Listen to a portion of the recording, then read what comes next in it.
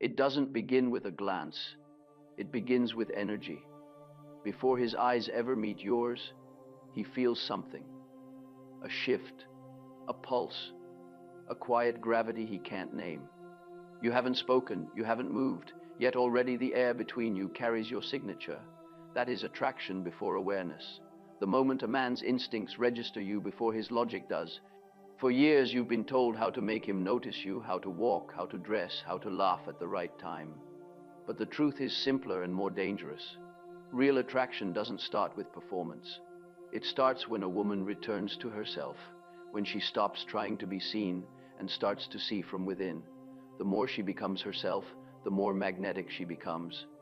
Because attraction is not pursuit, it's recognition. His psyche recognizes something in yours, a pattern, a memory, a forgotten image.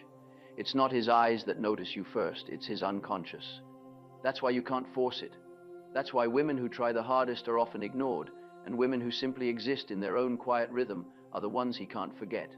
You know that pattern too well. You tried to be perfect, to say the right things, to show your worth. You smiled when you didn't feel like it. You agreed to what you didn't want. You thought giving more would make him care more. But the more you gave, the more invisible you became. You turned yourself into a mirror of what you thought he wanted, and in doing so, you disappeared. This is the nightmare of attraction, when your need to be seen makes you lose yourself. You become an echo of his desires instead of the source of your own. You start living in reaction, always adjusting, never centered, and the more you chase validation, the more the universe withholds it, because you're teaching the world that your attention must be earned, not given freely. But then comes the awakening, the quiet realization that real attraction has never been about how you look, but about how you feel in your own energy. When you stand in calm self-possession, the world adjusts to your frequency. You stop trying to enter rooms that don't see you. You let the right eyes find you naturally. You stop competing and start resonating. That is where unforgettable attraction begins. Imagine walking through life as if the space around you carried your presence before you spoke. You enter a room and conversations shift, not because you're loud, but because you're grounded. You smile once, and men remember it for days. You don't need to prove your worth, you let your silence do the speaking. Every movement says, I know who I am. That certainty is the most beautiful thing a woman can wear. Your friends will feel it before anyone else. They'll notice you've changed, though they can't say how. You laugh less nervously. You don't overshare. You don't talk about men as if they decide your value. You radiate something untouchable, and because of that, everyone wants to touch it. They'll start asking for advice, wondering what you've learned, and all you'll say is, I stopped chasing what was already mine. Your family will notice too. Your mother will sense peace in you, the peace she always wanted for herself but never found. Your father will see that no man can define you now. You're no longer the girl who asks, does he like me? You've become the woman who asks, do I feel alive with him? And that one question will change everything. It will save you years of pain, years of pretending. And then there are the men. The same ones who once overlooked you will feel something different now. They can't explain it. They sense your focus turned inward. You're not performing anymore. You're not waiting. You're not accessible to every gaze. Your energy says, if you wish to see me, rise to meet me. And some will. The weak will turn away, uncomfortable with your calm. The strong will draw closer, unsure why they feel safer near your silence. Because men don't fall for women who demand attention. They fall for women who make them aware of themselves. The woman who owns her stillness, her laughter, her mystery, she becomes the mirror that shows a man what kind of man he is. He either grows to meet her or fades into his own noise. Either way, she remains centered, untouched, magnetic. Think of this as your turning point, the moment you stop living to be noticed and start living to be felt. When you walk differently, speak differently, breathe differently, you no longer apologize for your pace, your standards, your depth. You realize that attraction is not a trick, it's a truth. When you are aligned with yourself, the world cannot ignore you. Picture your future. You stand beside a man who once made women chase him. But with you, he's different. He listens, he waits, he studies your silence like scripture. He doesn't know why your absence unsettles him, why your calm makes him nervous, why your eyes make him confess things he's never told anyone. He doesn't understand it, but he can't walk away from it. That's the power of a woman who no longer needs attention to prove her worth. Your friends will watch in disbelief. He's never been like that with anyone, they'll say. They won't realize that the difference isn't him, it's you. You stopped needing him to choose you, and that made you irresistible. Because men don't choose freedom, they respond to it. And a woman who is free within herself becomes the gravity they orbit. Even your past will begin to rewrite itself. You'll look at every heartbreak differently. The times you felt unseen will now look like training moments meant to teach you how to glow from within. You'll see that being ignored was protection, not punishment. That rejection was redirection toward yourself. And when you finally understand this, attraction becomes effortless. You no longer have to think about what to say, how to act, what to post. Everything you do carries the same quiet certainty. I am enough as I am. Your presence starts doing the work that your words used to try and fail to do. The ones who are meant to notice you always will, because you now speak in the language of energy, not approval. There will still be moments when doubt returns, when you catch yourself wanting to prove your value, but you'll recognize it quickly and smile. Because you know now, attention gained through effort is temporary, but attention born from authenticity is eternal. When you stop performing, you stop fading. When you stop chasing, you start glowing. So before you try to make him notice you, pause. Remember that what truly makes you unforgettable is not what you show, it's what you protect. It's the space you hold inside that no one else can access unless invited. That space is your power. It's your mystery. It's the magnetic center of your being. The more you guard it, the stronger it becomes. Attraction isn't something you create, it's something you allow. It's not about learning how to pull him in. It's about remembering you already have that pull when you stand in truth. The mind wants strategy. The psyche wants presence. And presence is what he feels before he even knows your name. So walk through the world differently now. Move with intention. Speak less. Feel more. Let your energy arrive before your words do. Because the right man, the one who can see beyond appearance, will recognize your silence as invitation. He will come closer, not because you demanded it, but because your soul reminded him of something he lost. You don't need to lose yourself to be desired. You don't need to trade mystery for attention. You only need to remember that being noticed means nothing if you are not known, and being known begins with knowing yourself first. So listen carefully, because in the next moments, you're going to learn how to ignite an attraction that does not fade, one that begins not with appearance, but with presence. One that makes him remember you long after the room is empty. One that makes him see the woman you have always been, even when you forgot her yourself. Before attraction becomes visible, before eyes meet or words are exchanged, something deeper has already begun its work. Beneath the threshold of awareness, the unconscious reaches out, recognizing itself in another. This invisible acknowledgement, this movement of psyche to psyche, is the true beginning of what we call attraction. It is not learned, it is remembered, for the soul has known this dance since time began. I have often said that the psyche extends beyond the boundaries of the body, and here we see its evidence. You enter a room, and without a sound, without motion, something stirs. It is not your appearance that draws the gaze. It is your field, the configuration of energy shaped by everything you have felt, suffered, and understood. It is the unseen atmosphere of your inner life, and the man who is sensitive to it feels it before he even names it. A woman aligned with her center becomes magnetic not because she tries, but because she radiates coherence. Every aspect of her being moves in harmony, thought with emotion, word with silence, body with soul. The unconscious recognizes such order immediately, for it mirrors the harmony it secretly longs to attain. A man feels this as calm fascination, the pull of an inner gravity that both humbles and awakens him. What you must understand is that attraction is not the product of intention, it is the natural consequence of authenticity. When a woman attempts to create attraction, she severs herself from the very source that would make her unforgettable.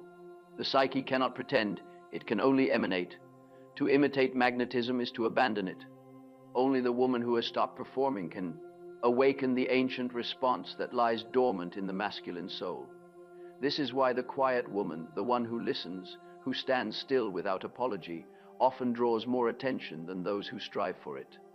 Stillness magnifies energy. It allows her essence to be felt as presence, not noise.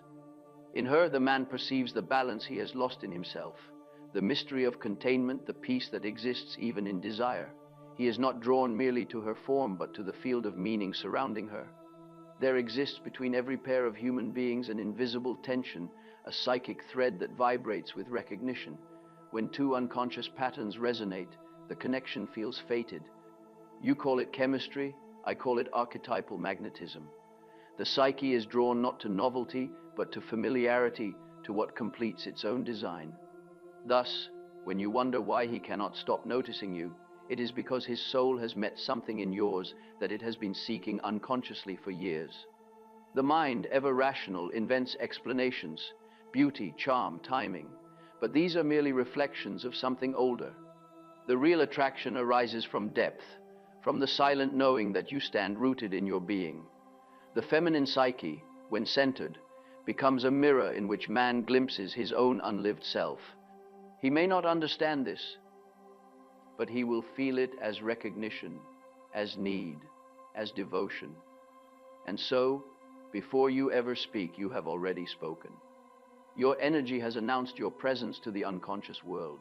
Every glance, every movement, every breath becomes expression of your inner state. If that state is scattered, he will sense confusion. If it is whole, he will sense peace. The lesson is simple but profound. What you do matters less than what you are. To ignite attraction, do not reach outward, withdraw inward. Let silence gather around you until your very being becomes language. In that stillness, the world will reorganize itself to meet your vibration. The man who is meant to see you will feel you long before he understands why. For the psyche knows its counterpart the way a dream knows its symbol, by intuition, not logic.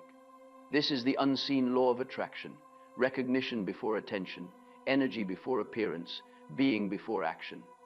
The woman who remembers this truth never competes, never persuades, never begs to be noticed. She simply exists in her natural rhythm, and the world bends quietly toward her. Attraction begins in the invisible, but it is sustained by something rarer: self-possession. A woman who has not claimed herself cannot be claimed by anyone else. Her energy leaks through anxiety, through constant reaching, through the need to be affirmed.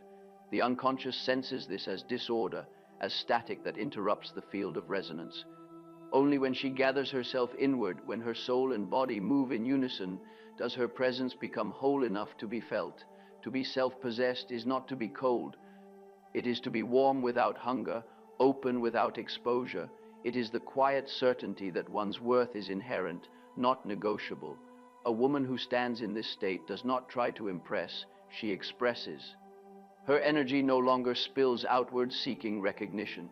It circulates within her, forming an orbit of calm intensity. Men feel this as gravity, the subtle pull of someone whose center cannot be moved.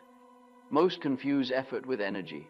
They believe they must do, speak, prove, persuade. But effort without rootedness is only noise. True energy is concentrated silence. It does not announce itself. It reveals itself through harmony. When a woman's breath, voice, and movement reflect a single rhythm, she becomes magnetic without trying. The psyche of the man, tuned to archetypal symbols, feels this coherence as safety to the rare peace of encountering integrity in form. You must learn to feel your own presence as if it were a physical atmosphere surrounding you. Before you speak, notice the field. You create. Do your words extend your essence, or do they dissipate it? The woman who rushes to fill silence with explanation teaches the world that she doubts her own value. The woman who can dwell in quiet teaches the world that her being is enough. She speaks, and meaning gathers around her voice. She moves, and space bends to accommodate her rhythm. The body is the soul's first instrument. Posture, gesture, the manner of standing and breathing, these are not trivial. They are the grammar of the unconscious. Every curve of the body communicates whether one is aligned or fragmented. The woman who has reconciled her inner contradictions moves with unbroken continuity, as though her motion were thought made visible. The man watching her perceives not technique but truth, his own longing for coherence mirrored in her form. There is no magnetism without containment. Water held in shape glistens, water spilled disappears. Likewise, emotion without form floods and drowns, but emotion contained within consciousness radiates like light through crystal. To contain does not mean to suppress, it means to hold with awareness. The woman who can feel deeply without being consumed by her feeling becomes the rare embodiment of strength and tenderness intertwined. Notice how, when you are scattered, you draw confusion. The psyche communicates through resonance. Chaos meets chaos, order meets order. The man who meets a woman centered in herself encounters through her the organizing principle of life. He may not understand why he feels calmer in her presence, why his speech slows, why his thoughts deepen, but his unconscious knows. He is standing near alignment, and alignment is irresistible. Do not mistake self-possession for detachment. The heart must remain open, but the opening must have boundaries. To be self-possessed is to know where you end and where the world begins, to give freely, but never to dissolve. Men are not drawn to availability, they are drawn to vitality, to the living tension of a woman who belongs to herself yet welcomes the encounter. When she maintains this balance, she becomes the very embodiment of Eros, receptive yet commanding, yielding yet inviolable. Energy, when whole, speaks louder than beauty. It outlasts youth, defies circumstance, and draws loyalty instead of curiosity. The woman who radiates self-possession becomes the symbolic image of the self itself, that archetype of completeness which the masculine psyche forever seeks. He does not worship her as goddess but as revelation. Through her he glimpses the possibility of peace within himself. Cultivate this energy not by performance but by awareness. Withdraw attention from appearances and return it to essence. Breathe as if you were gathering your scattered fragments back into your center. The more united you become, the more your presence speaks without sound. That is the true language of attraction, the vibration of a soul that has ceased to chase itself. Self-possession, then, is not an attitude. It is a state of being. It cannot be borrowed, rehearsed, or worn. It arises when a woman ceases to trade authenticity for approval. The moment she chooses truth over applause, her energy reorganizes, and the air around her begins to change. She no longer needs to be noticed, and precisely then, she is. Every woman carries within her the memory of her own archetypal origins, the primordial forms through which the feminine expresses itself in the world. These are not roles to be played, but energies that live beneath personality. The priestess, the muse, the medial woman, and the lover. They are not inventions of culture, but patterns of psyche, eternal as the moon's cycle, shaping how the feminine attracts, transforms, and gives meaning to the masculine soul. The priestess embodies depth. She is the guardian of the invisible. Her allure lies in her silence, a silence that does not conceal but consecrates. When she enters a space, she brings the gravity of unseen worlds with her. The man who meets her feels the vibration of mystery, the sense that she knows what he has forgotten. Her gaze carries the weight of secrets not spoken, and he feels compelled to approach, not to conquer, but to understand. The muse awakens through creation. She is not performer, but inspirer, moving through life as a spark that ignites meaning in others. A man touched by her presence finds himself more alive, more courageous, more willing to dream. Yet the muse gives without intention. Her power lies in her being, not her doing. When she becomes self-aware of her influence, when she tries to command it, it vanishes. True inspiration flows only from those who remain loyal to their own essence. The medial woman stands between worlds, one foot in matter, one in spirit. She is translator of the unseen, priestess of the threshold. She does not shout her knowledge, she feels it, and those near her sense it instinctively. Her magnetism is quiet but potent, for she embodies the bridge between what is and what could be. The man drawn to her feels himself crossing into a dimension beyond reason, sensing in her the subtle pulse of the divine. Then comes the lover, the archetype of embodied vitality. She is not defined by seduction, as the uninitiated believe, but by the courage to feel. Her energy is warm, unguarded, yet never desperate. She awakens the world through sensuality that honors life itself. In her presence, joy becomes sacred, and the physical becomes spiritual. The lover's true gift is not desire but devotion, the ability to see beauty in what is fragile, to touch life as if it were holy. Each of these archetypes expresses a different rhythm of attraction. The priestess draws through silence, the muse through motion, the medial woman through mystery, the lover through vitality. But if a woman identifies with only one, she becomes unbalanced. The priestess alone freezes into austerity, the lover alone burns into chaos, the muse alone dissolves into fantasy, and the medial woman alone drifts into ambiguity. Magnetism requires wholeness, the integration of all these aspects into a single center. When these archetypes coexist harmoniously, a woman becomes more than personality. She becomes symbol. Her presence touches men not as individuals but as archetypal beings. They feel through her the memory of the mother, the beloved, the guide, the mystery. Such impact cannot be faked or learned, for it arises from the psyche itself. The woman who has united her inner archetypes becomes what ancient myths called the Sophia, wisdom made flesh, divine balance expressed in human form. But this integration demands descent. One must live through each archetype's shadow to reach its light. The priestess must face isolation. The muse must confront vanity. The lover must walk through the pain of rejection. The medial woman must bear the weight of confusion. Only by descending into these shadows can a woman reclaim her wholeness, for light without shadow has no depth. Through this integration, she becomes what men sense as unforgettable, not because she offers perfection, but because she embodies totality. The man's unconscious responds to such a woman as to a completed image. He feels drawn not by desire alone, but by recognition. Here is something of the eternal. Her allure reaches beyond the temporal, beyond youth or beauty, touching the part of him that seeks meaning. This is why, when she departs, her memory lingers. She has awakened in him not fantasy, but the remembrance of his own soul. Do not confuse archetypal magnetism with power over others. Its true function is revelation. The woman who embodies it does not enslave. She liberates. She reveals to those who meet her what they are capable of becoming. Her presence says, "You too contain this wholeness." And because she lives it, others begin to feel their own depths stirring. That is the silent mission of the magnetic woman, to awaken the forgotten divinity in everyone she encounters. When you feel your own archetypes moving within you, the quiet knowing of the priestess, the joy of the lover, the inspiration of the muse, the depth of the medial woman, do not choose among them. Let them converse. Let them weave together into harmony. The psyche's power arises not from exclusion but inclusion. The more of yourself you hold, the stronger your presence becomes. Thus, attraction ceases to be a performance of fragments and becomes the natural glow of wholeness. You no longer need to be mysterious. You are mystery. You no longer need to act loving. You radiate love. The archetypes have fulfilled their purpose to lead you back to the unity that was yours all along. And in that unity, men no longer see roles or masks.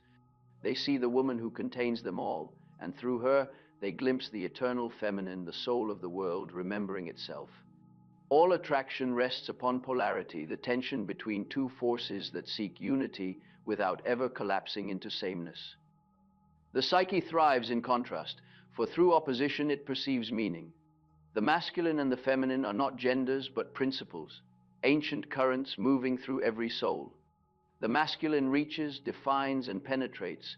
The feminine receives, nourishes, and contains. When these energies meet in their purity, the world itself feels restored to balance. The mistake of the modern age is to confuse equality with sameness. Equality honors worth. Sameness erases polarity. A man cannot love what mirrors him too completely, for attraction depends on difference. The magnetic field of the psyche forms only when tension exists between opposites, the charged space where energy flows. Without this space, desire cannot breathe. It becomes apathy dressed as harmony. The woman who collapses this tension by chasing, controlling, or proving extinguishes her own magnetism. Polarity does not demand subservience. It requires consciousness. The feminine, when conscious, is not weak. She is the vessel through which meaning descends into matter. Her receptivity is not passivity, it is strength directed inward. The masculine, when conscious, is not tyrant, but guardian, the boundary through which chaos becomes creation. The relationship between them mirrors the alchemical marriage, fire and water combining to form steam, spirit and earth, uniting to produce life. When a woman understands polarity, she stops arguing with nature. She no longer tries to match his movement with more movement, nor to conquer force with force. She meets intensity with calm, assertion with presence, reason with intuition. The balance between these energies produces fascination in him, for she becomes what he cannot be without the complement that completes his circuit. His pursuit is not conquest, it is instinctive motion toward equilibrium. Consider the rhythm of day and night, of inhale and exhale, of tide and moon. Each exists because of the other. Polarity is the heartbeat of existence, the oscillation between action and stillness, giving and receiving. The woman who knows this rhythm becomes a living embodiment of cosmic law. Her stillness does not repel motion, it summons it. The man feels drawn to her not because she chases, but because she rests. Still water draws all rivers home. Yet, the danger of polarity misunderstood is manipulation. When the feminine withholds affection as strategy, the field becomes poisoned by calculation. True polarity cannot be faked. It arises from authenticity. It is not the withholding of touch, but the presence of mystery that sustains attraction. A woman who genuinely values her energy does not pretend to be distant. She simply is not available to that which lacks depth. Her boundaries are natural, not performed. The polarity of Eros is sacred tension, not emotional war. The moment one side tries to dominate, the sacred becomes profane. The masculine that conquers destroys the very mystery it worships. The feminine that clings suffocates the very devotion it seeks. The psyche's task is to hold both poles in awareness, to honor the interplay without falling into confusion. For love cannot exist where polarity is replaced by power struggle. This tension between masculine and feminine also exists within each individual. The woman carries her inner masculine, her will, her discernment, her word. The man carries his inner feminine, his intuition, his empathy, his dream. When these are undeveloped, outer relationships become battlegrounds of projection. But when they are reconciled within, the outer dance of attraction becomes art rather than survival. Two complete beings meet, each polarity alive yet balanced, and the field between them glows with harmony. The woman who embodies polarity moves through life like the moon, through water, luminous, unattached, self-contained, yet influencing all around her. She does not compete with the masculine principle, she evokes it. Her serenity calls forth his strength, her patience, his clarity, her depth, his devotion. In her, he feels both challenge and comfort, mystery and understanding. She becomes the mirror in which his highest self recognizes itself, and thus he cannot help but move toward her. To live this way, you must abandon the modern illusion that attraction is manipulation. Attraction is the consequence of natural law. The sun does not chase the earth, nor the flower the bee. Each remains true to its nature, and from that truth arises magnetic harmony. When you stand in your essence, you embody the feminine polarity of stillness that the masculine energy cannot resist. Attraction then ceases to be effort, it becomes inevitability. The man senses in you the balance he has lost. He does not merely desire your form, he seeks the equilibrium your being offers. Your calm steadiness awakens his forgotten depth, and his presence reawakens your own fire. Together you enact the oldest ritual in creation, the dance of opposites returning to unity without destroying difference. When the feminine understands polarity, she no longer needs to prove, persuade, or perform. She rests in the knowledge that her stillness is movement enough. The world feels her not because she reaches, but because she allows. She becomes the quiet center of gravity around which the masculine revolves. In her, the cosmic balance is restored. And in that balance, love ceases to be pursuit. It becomes rhythm, the eternal conversation between the visible and invisible, between giving and receiving, between soul and form. The woman who lives by this law no longer asks, "How can I make him notice me?" She asks only, how deeply can I dwell within my own truth? For when she does, every gaze that meets hers will already know she is the opposite that completes the whole. All love begins as projection. What we recognize in another is first what lies unrecognized within ourselves. The psyche, unable to grasp its totality directly, sends images outward into the world.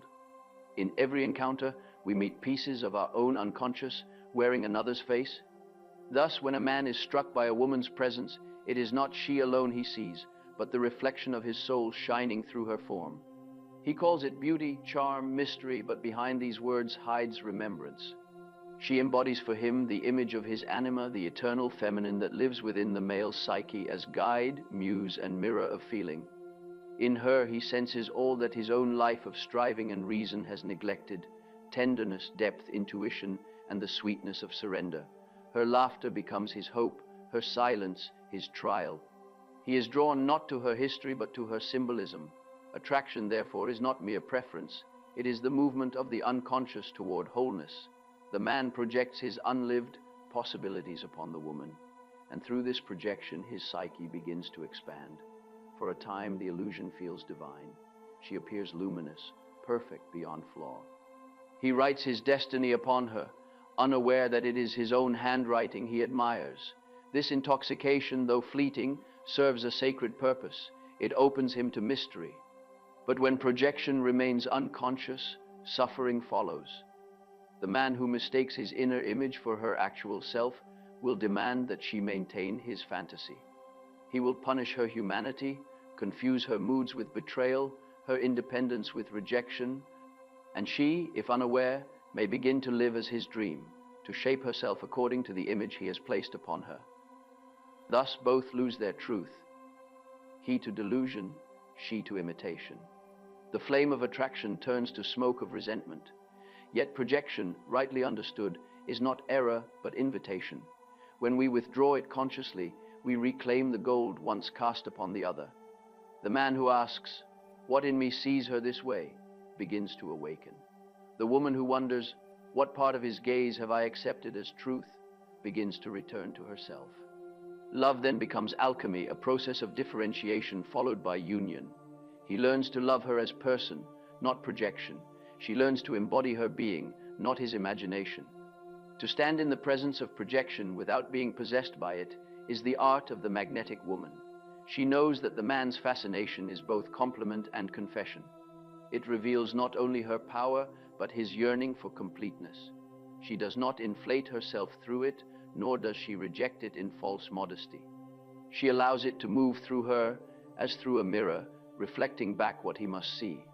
Her task is to remain transparent enough for revelation, yet solid enough for reality.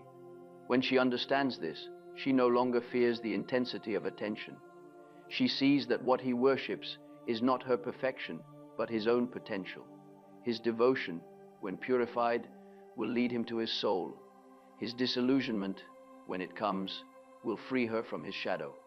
Both outcomes serve the same purpose, the evolution of consciousness. She need not intervene. She must only hold her form until he learns to see beyond it. Projection, then, is the psyche's first language of love. We fall in love with symbols before we fall in love with people. The task of maturity is to translate symbol into reality, to discover the divine in the human, the eternal in the ordinary. When this translation occurs, love becomes truth instead of dream. The man sees her not as angel or savior, but as mirror of his own unfolding. The woman sees him not as rescuer or judge, but as instrument of her individuation. Together they complete a circuit that awakens both. But until this insight dawns, every relationship is haunted by misunderstanding. The lover believes he has found the other half of his soul. The beloved feels burdened by expectations she cannot fulfill. The crisis that follows disappointment, conflict, withdrawal is not failure but necessity. The illusion must die for love to live. Only when projection breaks do two people truly meet. In dreams, this process appears as the shattering of glass or the descent of darkness after light. These are images of truth replacing fantasy. The woman who welcomes this descent becomes luminous afterward. The man who endures it gains wisdom. Both have learned that to love consciously is to stand in the fire of reality without retreat. For the woman who wishes to remain magnetic, this knowledge is essential. To be idealized is not to be seen, it is to be made into symbol. She must not confuse his intensity with intimacy. His fascination is the beginning, not the completion, of knowing. When she senses projection, she must return inward, reroot herself in what is real. The mirror must be cleaned continually, lest she mistake reflection for self. Eventually, when the projection dissolves, what remains is gentler but truer. The man, humbled by loss of illusion, begins to perceive her as she is. Her humanity, once an inconvenience, becomes sacred. The psyche, having used her image to awaken, now honors her reality. She, in turn, recognizes the transformation, the shift from fantasy to devotion, and responds with genuine affection. Love, purified of projection, becomes companionship in truth. This is the task of every relationship, to begin in dream and end in consciousness. Projection is the seed, reality is the fruit. Without the illusion, no attraction would begin. Without the awakening, no love would survive. The magnetic woman accepts both phases, the glory of being idealized and the peace of being known. She walks through his projection as through mist, allowing it to teach him until it fades, leaving only what was always there, her being, unadorned, eternal. Thus she becomes both mirror and threshold, the passage through which man meets his soul and through which she returns to her own. The projection completes its purpose, and the image, once external, becomes internal again. He carries her within him, no longer as fantasy, but as understanding. She remains in his psyche as symbol of truth, the woman who was never his possession, only his reflection. When a woman grasps this law, she no longer fears being seen. She understands that every gaze contains the potential for transformation, both his and hers. And so she meets attention with composure, praise with humility, desire with quiet knowing. For she knows that beyond projection lies recognition, and beyond recognition lies love, not the fleeting fire of illusion, but the steady flame of consciousness that endures. Every woman who learns the laws of attraction must, at some point, confront their shadow, to the impulse to perform, to seek validation, to become reflection rather than source. This is the ancient wound of the feminine, the inheritance of centuries spent being seen instead of seeing, desired instead of knowing. When this shadow is unexamined, the woman becomes actor in a play she did not write, her energy scattered through masks that win attention but lose authenticity. Performance begins in fear, the fear of not being enough. Beneath every excessive gesture, every forced smile, every anxious attempt to please, lies the terror of invisibility. The psyche, sensing danger in rejection, contorts itself to avoid abandonment. But in doing so, it abandons itself. A woman who lives to be approved of ceases to exist in her own eyes. She becomes audience to her performance, haunted by the emptiness behind applause. In relationships, this manifests as dependency on response. When he looks, she feels alive. When he turns away, she collapses. Her inner world becomes hostage to external rhythm. Yet attraction dies in this imbalance. For what once drew him, her self-possession vanishes. The unconscious does not desire what is available to every gaze. It desires the mystery that can stand alone. When she trades inner truth for outer approval, her magnetism fades like perfume left uncorked in the sun. The mind justifies this sacrifice as necessity. It whispers, "If I give more, I will be loved." But love cannot grow in the soil of self-betrayal. Every false gesture teaches the world how to misunderstand you. The psyche learns through repetition. Perform enough and even you will forget where the act ends and the soul begins. The first step toward recovery is stillness, a return to silence where performance cannot breathe. When a woman withdraws her energy from the performance, a painful void appears. Without validation, she feels unseen. Without reaction, she doubts her existence. This emptiness is sacred. It is the crucible in which individuality is reborn. The ego mourns the loss of applause, but the soul rejoices in freedom. For the first time, her worth is not measured by echo, but by resonance, the quiet, awareness of being whole without witness. The body plays a role in this transformation. Performance lives in tension, the tight smile, the shallow breath, the posture that seeks permission. When she relaxes, when she breathes from the belly and allows energy to descend, the body remembers itself as vessel, not display. Grace returns naturally. The feminine power that once leaked through effort condenses into presence. The man who meets her in this state senses the difference instantly. She no longer vibrates with need, she radiates with certainty. Approval, like addiction, must be detoxed. Its withdrawal brings discomfort, but also clarity. The woman who stops chasing attention finds herself confronting her own gaze. She sees what she has hidden beneath years of pleasing, anger, exhaustion, grief. These emotions are not obstacles, but allies.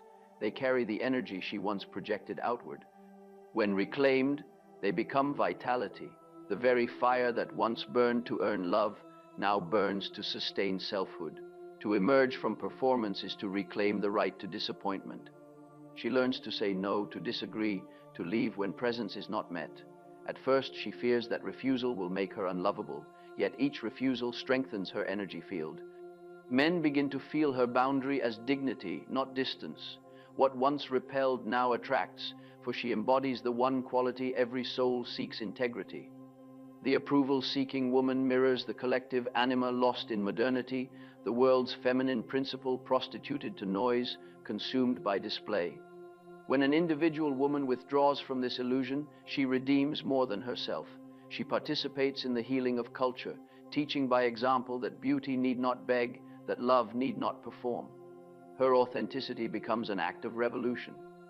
But she must remain vigilant, for the shadow of performance is cunning. It will disguise itself as generosity, as kindness, as understanding. Whenever she gives at the cost of inner peace, the old pattern has returned. To counter it, she must remember the law of inner hierarchy, the self first, the world second.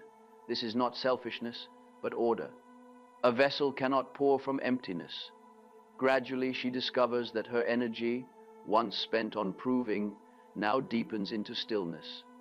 She becomes attentive rather than anxious, responsive rather than reactive. The need to impress transforms into curiosity about meaning. She listens more than she speaks, and in listening, she draws others nearer. Her silence becomes magnetic because it is no longer defensive. It is full of self-knowledge. Attraction reborn in this way is no longer a trap but a temple. The man who approaches her senses the difference. He feels no manipulation, no demand, only invitation, the pure field of the feminine when freed from performance. In this space, his own soul awakens. He begins to act not to win her but to deserve her. Thus, her authenticity evokes his aspiration. What once was performance has become initiation. There is a paradox here. The woman who stops seeking approval gains it in abundance. The world trusts those who no longer depend on its validation.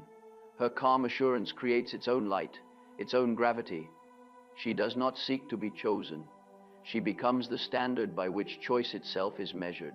In her presence, others recall what truth feels like. Ultimately, the shadow of performance exists to teach wholeness. Without having lost herself in imitation, she could never have known the joy of authenticity. Without having begged for love, she could never have recognized the serenity of self-respect. Every mask removed becomes another layer of strength revealed. The psyche wastes nothing. Even the falsehood becomes fertilizer for truth. When she finally understands this, she no longer judges her past self. She sees that every act of pretending was an attempt to survive in a world that rewarded falseness. Now she knows survival is not enough. The goal is resurrection, to live, to breathe, to attract by simply existing. And so she forgives herself and begins again, radiant, whole, unhurried. The woman who has walked through the shadow of performance emerges with an aura that cannot be imitated. She has learned the ultimate paradox of attraction. The less she strives to be seen, the more unforgettable she becomes.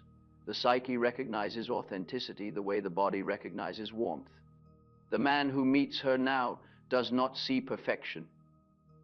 He feels peace, and in that peace, the game ends, and real love can begin. Presence is the highest form of attraction. It is not expression but emanation, the silent radiation of a psyche in harmony with itself. When a woman has passed through the trials of depth, polarity, projection, and performance, her energy refines into transparency. She no longer shines with effort, but with essence. What was once scattered now moves as one rhythm, one light. This is the alchemy of being, the transformation of existence into magnetism. Presence is not something to do, it is something to remember. Every soul begins radiant, but experience divides energy into fragments of fear and desire. The alchemist's task is to gather them back into unity. The woman who does this becomes luminous. She does not need to speak to be heard. Her silence carries weight. She does not need to assert boundaries. Her calm defines them. In her presence, others sense themselves reflected more clearly, as if her stillness were mirror and temple at once. When I speak of presence, I mean that alignment between inner and outer worlds where nothing contradicts. Words correspond to feeling, action mirrors intention. The unconscious, relieved of deceit, begins to cooperate with consciousness. Energy, no longer spent on disguise, moves freely. The result is simplicity, and simplicity is power. The psyche feels this congruence instinctively. The man near such a woman senses coherence. He cannot explain why her smallest gesture holds his attention, only that it does. In her company, time slows. His mind, accustomed to noise, finds rest. He is not hypnotized, but harmonized. Her presence invites him into rhythm rather than reaction. He begins to mirror her breathing, her stillness, her depth. Without commanding, she leads him inward. Without speaking, she teaches him what it means to be. This is the forgotten magic of the feminine, the ability to transform not by persuasion but by resonance. The woman of presence does not hurry.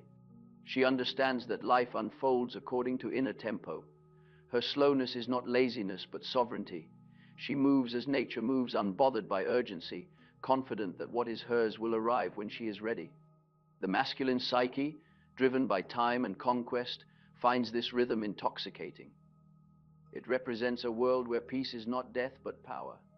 Through her, he learns that to pause is not to lose, but to live. Presence, however, is born through fire. To become whole, the woman must burn through distraction and pretense. She must learn to bear silence without seeking validation. Each time she resists the urge to explain herself, her energy condenses. Each time she remains still in uncertainty, her light strengthens. The alchemist calls this process coagulatio, the solidification of the soul. What was once vapor becomes gold. Her very being becomes symbol of unity, spirit anchored in form. Men, when they meet her, often misinterpret their own response. They call it chemistry, enchantment, even fear. But what they truly feel is the call of their own unconscious, responding to wholeness. Her coherence exposes their fragmentation. Her calm challenges their chaos. The weaker will retreat, unable to bear reflection. The stronger will approach, not to conquer, but to learn. For presence teaches. Without teaching, it shows what balance feels like. The alchemy of presence cannot be rehearsed. Every gesture born of Proust, calculation breaks its spell. Presence exists only in truth, in the undivided moment. It is the opposite of performance. One lives it precisely when one stops trying. The more she trusts her inner world, the less she needs to direct the outer. Reality begins to adjust itself to her state. Doors open without knocking. Eyes find her without seeking. The world moves toward her because she has ceased to chase it. Presence also transforms attraction into devotion. When a man stands before a woman fully present, he experiences his own depth through her. His body responds, yes, but so does his soul. Desire becomes reverence. Curiosity becomes care. He is drawn not merely to her beauty, but to the stillness that surrounds it, the silent reminder of what is eternal within both of them. She becomes for him not an object, but a doorway. Through her, he glimpses the self. Presence is not serenity without shadow. It is serenity that includes shadow. The truly present woman does not banish her darkness. She integrates it. Anger, sorrow, and desire live within her, but they no longer control her. She has learned to hold them as the earth holds storm and sunlight alike. This acceptance gives her energy a weight the superficial cannot imitate. Her presence feels grounded, real, the magnetism of authenticity shaped by depth. Such a woman need not seduce. Her presence does the work of invitation naturally. A single look from her carries the warmth of understanding and the challenge of truth. She listens without hurry, speaks without excess, departs without apology. Those who meet her feel both comforted and unsettled, for she reminds them of what they have forgotten, that to exist consciously is itself sacred. The alchemy of presence culminates in grace. Grace is not perfection, but ease, the effortless harmony of being at home in one's soul. It arises when a woman ceases to divide her inner and outer worlds. She no longer tries to manage impressions, she allows them. She no longer fears being unseen. She shines without witness. This serenity becomes contagious. In her company, others feel themselves growing calmer, deeper, more alive. The true measure of presence is the peace it creates around it. Ultimately, presence is how the psyche expresses enlightenment through the ordinary. It is not attained by isolation, but by incarnation, by bringing the depths of soul into every glance, word, and gesture. When a woman lives this way, she ceases to attract in the common sense. She simply is attraction embodied. Men do not chase her, they revolve around her, as planets around sun. Her stillness is their gravity, her authenticity their awakening. And yet, her radiance belongs to no one. She has learned that presence cannot be possessed. It is the property of life itself moving through her. She honors it, tends it, but does not claim it. The man who loves her must love the mystery that animates her, not the image he perceives. For presence is never a surface. It is the opening of infinite depth through a finite form. Thus, the alchemy of presence transforms both lovers. She becomes vessel of the eternal feminine, the aspect of the self that unites meaning and beauty. He, in her light, remembers his own divine origin. Together, they experience what all longing truly seeks, not admiration, but resonance, not excitement, but peace. And in that peace, attraction fulfills its purpose. It leads the soul back to itself. After presence is attained, love changes its nature. The old battle between seeking and surrendering, between giving and grasping, dissolves. What once moved outward toward others begins to circle inward, like rivers returning to the sea. This is the stage of the inner marriage, where the feminine and masculine within the soul are reconciled. Here, attraction ceases to be dependency and becomes dialogue, a continuous exchange between opposites that now live harmoniously within. In every woman resides both energies, the receptive and the directive, the lunar and the solar, the compassionate and the decisive. For much of life, these currents fight for dominance. She is torn between feeling and reason, intuition and will, yielding and acting. The world teaches her to favor one, to exile the other. But the soul knows no hierarchy. It seeks balance, not victory. The inner marriage is the moment when she stops dividing herself and learns to let these principles converse as equals. Her inner masculine, once suppressed or projected onto men, awakens as clarity. He becomes the voice that gives her intuition form, the boundary that protects her sensitivity. He is no longer tyrant, but steward, the structure through which her creative chaos can flow into being. The feminine within her, freed from fear, expands into wisdom. She no longer waits for permission to exist. She breathes her own rhythm, intuitive and calm. Through their union, she becomes complete. This union is not abstract. It reveals itself through feeling.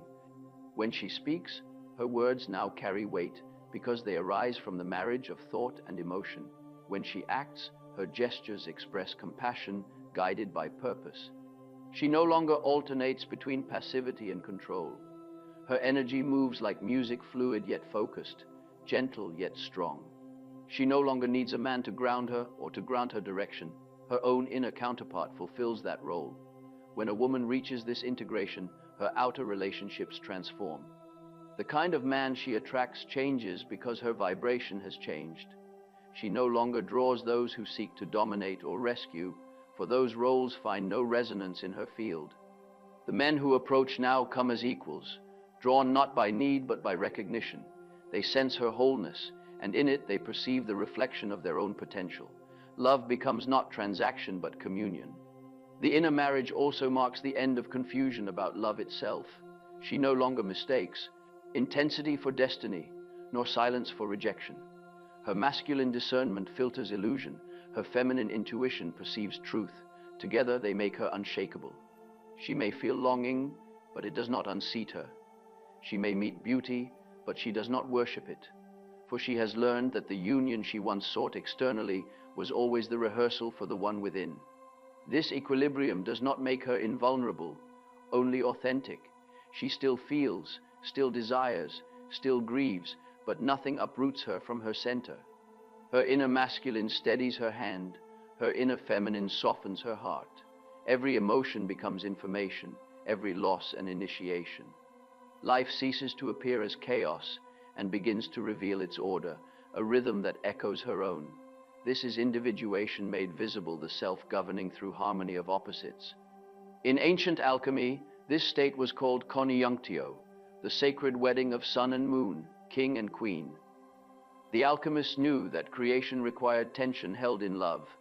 The same principle applies within the psyche. Union is born not from elimination of opposites, but from their embrace. The woman who contains both principles becomes philosopher's stone of her own life, stable, radiant, incorruptible. From this union arises true authority. Her words influence not because she demands, but because she embodies order. Her energy calms others without intention. Her presence anchors what is chaotic. She becomes what the world unconsciously seeks, a living symbol of integration. Men drawn to her no longer feel the compulsion of desire alone. They feel devotion, for she mirrors to them the peace they long to achieve. And yet, she remains woman. Integration does not erase polarity, it refines it. She continues to express the feminine principle in the world, but now it is guided by her inner masculine's wisdom. Her softness no longer invites intrusion, but inspires respect. Her independence no longer isolates, but welcomes balance.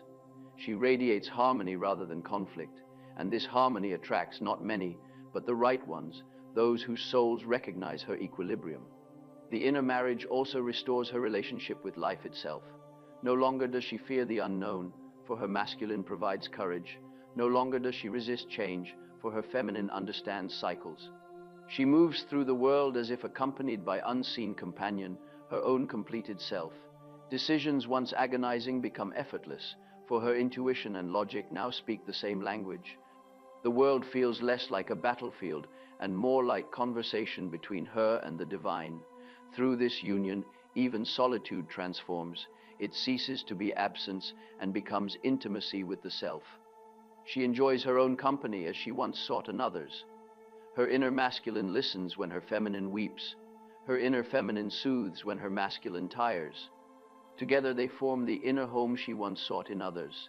This home travels with her wherever she goes, and when love does arrive, it finds her prepared. The outer relationship becomes reflection of the inner balance. No longer needing completion, she meets her counterpart not as dependency but as dance. Two wholes move together, each maintaining its rhythm, yet forming harmony larger than either alone. This is sacred relationship, not the merging of two halves, but the meeting of two universes aware of their own centers. Such a woman no longer fears loss. She understands that no separation can break what is already united within. If he stays, love grows. If he leaves, love remains as energy within her. For she has learned the great secret of attraction. The magnet lies within, not without. When the inner marriage is achieved, every encounter becomes reflection of its perfection. The world mirrors back the unity she carries, and so she walks through life as one who is already loved. To those who meet her, she seems unearthly, not because she escapes reality, but because she embodies it. They sense in her a paradox, strength wrapped in gentleness, clarity laced with warmth, silence vibrant with meaning. She is both the question and the answer. Her very existence proclaims that the division between spirit and matter, masculine and feminine, has ended. Through her, the psyche remembers its wholeness. And this is the deepest form of attraction, when a woman becomes living symbol of unity. The man who encounters her feels both peace and challenge. Peace because she represents balance, challenge because she demands it. To approach her, he must awaken his own inner feminine, his own intuition and empathy. Thus she initiates him as he once awakened her. The circle completes itself. In this way, the inner marriage fulfills the true purpose of love. What begins as projection and passion ends as integration and peace. The external union only mirrors the internal one. The woman who realizes this stands at the summit of her individuation, not detached from life, but fully alive, breathing both heaven and earth with every step. She is no longer waiting to be chosen, she has chosen herself. When the inner marriage is complete, the woman returns to the world transformed. What once was struggle becomes rhythm. What once was longing becomes quiet fullness. The energy that used to reach outward in search of recognition now flows inward, circulating within her as steady light. She has become magnetic not by design but by nature. She no longer performs attraction, she is attraction. Her stillness exerts gravity. Her presence influences more than her words ever could. The peace she carries is not the absence of feeling but the mastery of it. She knows that emotion, like tide, has its rise and fall, and she lets it move through her without resistance. Where she once analyzed, she now observes. Where she once sought answers, she now listens. Her silence is not retreat, it is participation in the larger rhythm of the self. This calm cannot be imitated, for it is the result of reconciliation, the psyche no longer divided against itself. Men feel this peace long before they understand it. They sense it in her voice, in her gaze, in the unhurried way she exists. She makes no claim, yet commands respect. She does not pursue, yet all movement seems to flow toward her. Her presence reminds them of something ancient, the memory of harmony, the longing for completion. They feel safer near her because she is safe within herself. Her wholeness awakens theirs. This is the paradox of final attraction. The less she needs to be noticed, the more unforgettable she becomes. Her magnetism is not the spark of passion, but the glow of integration. The psyche recognizes wholeness instinctively. Those who meet her feel both serenity and awe, for she represents what they have lost, the unity of spirit and body, love and strength, giving and boundary.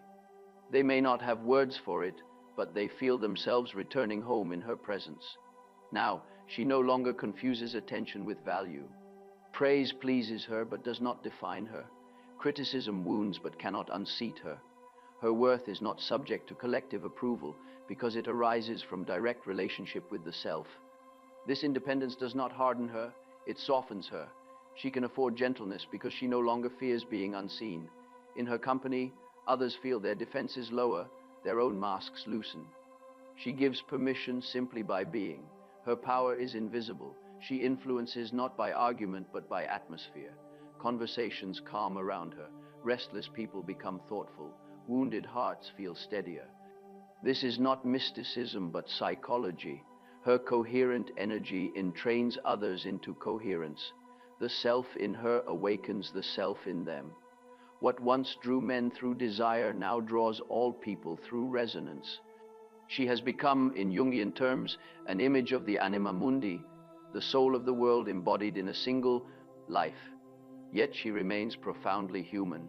The enlightened woman still feels doubt, still mourns, still yearns. But now she experiences these not as threats, but as movements of the great rhythm. Her suffering no longer isolates her. It deepens her connection to all living things. She can stand in uncertainty without grasping, for she has learned that meaning always ripens in silence.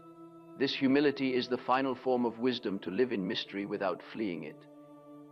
In love, she no longer seeks to complete or be completed. She loves freely, fully, without losing herself. She can give everything and still remain whole, because her giving comes from abundance, not absence. The man who meets her feels both cherished and challenged. Her affection does not flatter his ego, it calls forth his soul. She demands not obedience but authenticity, not attention but presence. To stand beside her, he must also become whole. To others, her relationships appear effortless. They see harmony and assume fortune. But what they witness is not luck, it is alignment. She has reconciled the opposites within, so life reflects the same order without. Even solitude feels companioned, for the self never leaves her side. She has become her own sanctuary. Her peace does not depend on circumstance because it is woven from meaning, not condition. Her magnetism is quiet now. It does not blaze, it hums. It attracts not through intensity, but through resonance. The men who once would have been dazzled by her mystery now find themselves softened by her clarity. They sense that she could not be possessed, yet that she has nothing to hide. Her transparency is the final form of her power. She has nothing left to prove, and therefore everything she does carries the weight of truth. In dreams, she might see water turn to glass, or a tree with roots entwined around its own reflection. These are symbols of the completed work. Consciousness and unconsciousness joined, energy mirrored within itself. The psyche shows her that the journey is circular. She has returned to what she was in the beginning, but now she knows it. What was once instinct has become awareness. What was once desire has become devotion. And this devotion extends beyond personal love. She loves existence itself, the sky, the sound of rain, the faces of strangers. Her heart, once the stage of passion, has become altar of reverence. She no longer asks what she can take from life, but what life can express through her. This shift from possession to participation marks the birth of the true magnetic woman, not one who gathers attention, but one through whom meaning radiates. She has become vessel of the self, the center where opposites meet in eternal peace. Her energy feels ancient yet alive, tender yet untouchable. People remember her not for her beauty or charm, but for the inexplicable calm that followed her presence, the sense that for a moment the world made sense. This is the highest power, to embody harmony so completely that others glimpse it through you. And in that embodiment, her story comes full circle. Once she sought to be noticed. Now she notices everything. Once she longed for love. Now she is love in form. Once she performed for attention. Now attention performs for her. This is the quiet coronation of the self, when the soul, having traversed shadow and longing, ascends to its rightful throne within. The magnetic woman does not seek immortality, yet she achieves it. Not in fame or memory, but in the impact of her being.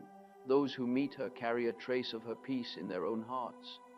They may forget her name, but not the feeling she awakened the moment they glimpsed what it means to be whole. And that is her true legacy, the restoration of meaning through presence. Thus ends the journey of attraction, which began as the desire to be seen and ends as the revelation of the soul. The woman who no longer needs to ignite attention becomes the light itself, steady, quiet, inexhaustible. Her existence answers the question that haunts all who seek love: how can I be unforgettable? The answer is simple, but sacred by remembering yourself.